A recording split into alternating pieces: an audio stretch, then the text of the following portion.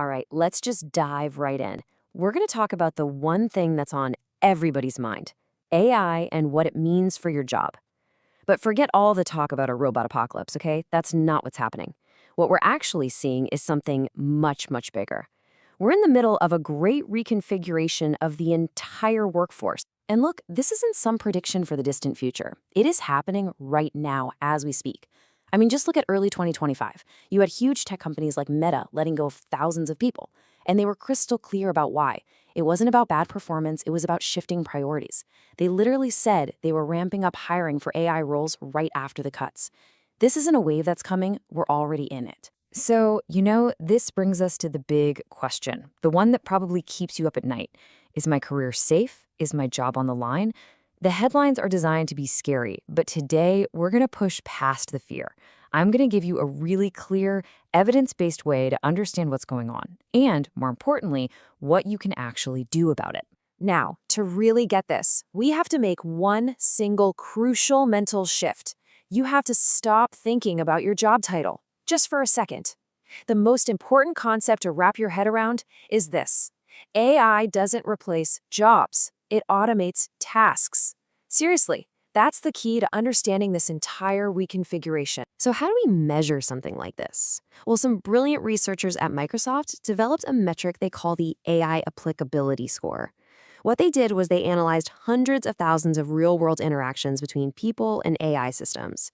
And from that, they created a score that shows exactly how much a job's specific tasks overlap with what AI is already really, really good at.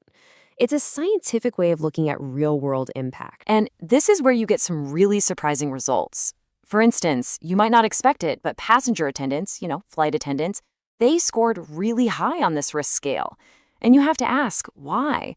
Well, it turns out a massive part of their job isn't just about safety, it's about delivering information, answering questions, giving updates, providing assistance. And that is a perfect example of how AI targets specific work activities, not the whole profession. And the reason all this is happening so fast is that AI isn't just a single tool anymore. It's become a full-on tool chain. Think about it. You've got the large language model that can generate an email. Then you have an agent that can actually execute a workflow and decide when to send it. Then a connector can pull customer info from one app and drop it into that email. And now you even have media tools that can generate a synthetic video to go with it. All these pieces connect, and suddenly, you can automate a whole sequence of tasks that a person used to do. So let's see how this task automation plays out in the real world. Which jobs are feeling the heat first?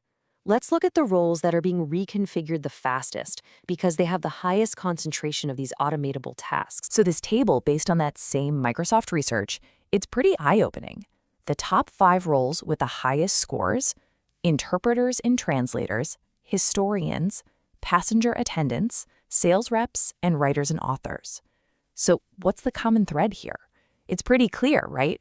All of these jobs are incredibly heavy on processing information, on language, on research, on communication. They're digital-first, knowledge-based jobs, which is exactly where AI shines today. So if we just zoom out from the job titles for a minute, the pattern becomes even clearer. Look at these tasks: repetitive data entry, drafting routine emails, first-pass coding, basic customer service, creating templated content. You see it, right? These predictable knowledge work tasks are the first ones being handed over to these new AI tool chains, and it's happening across pretty much every industry. Okay, so that's the disruptive part. I get it. It's a little unsettling. But every big reconfiguration has two sides. So let's pivot. Let's talk about the empowering part of the story. Where do we, the humans, still have that undeniable, irreplaceable edge? Right. Here's the other side of that coin. A report from the World Economic Forum projects that while AI might displace around 85 million jobs, it's also expected to create, get this, 97 million new ones. So this isn't just about job loss.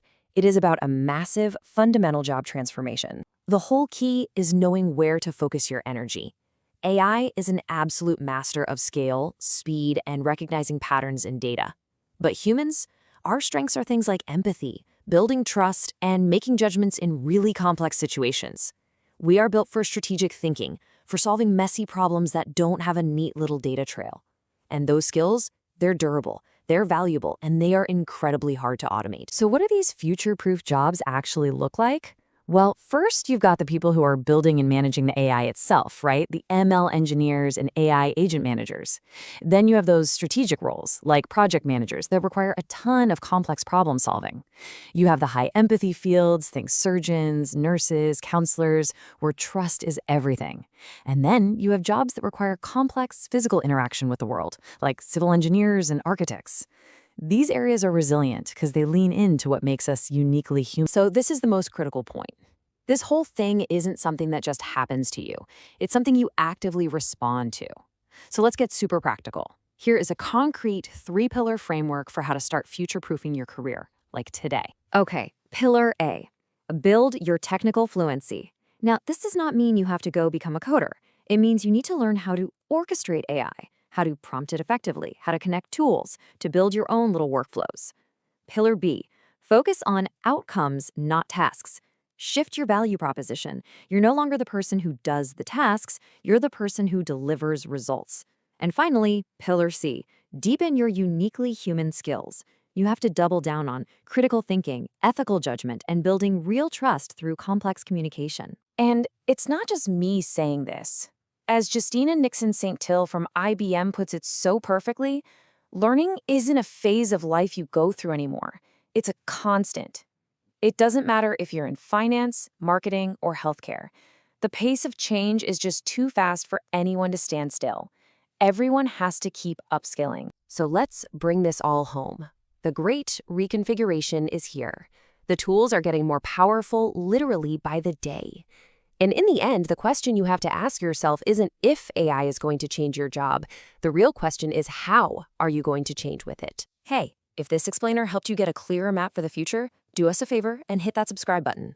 We put out new explainers every single week to help you make sense of the biggest topics shaping our world.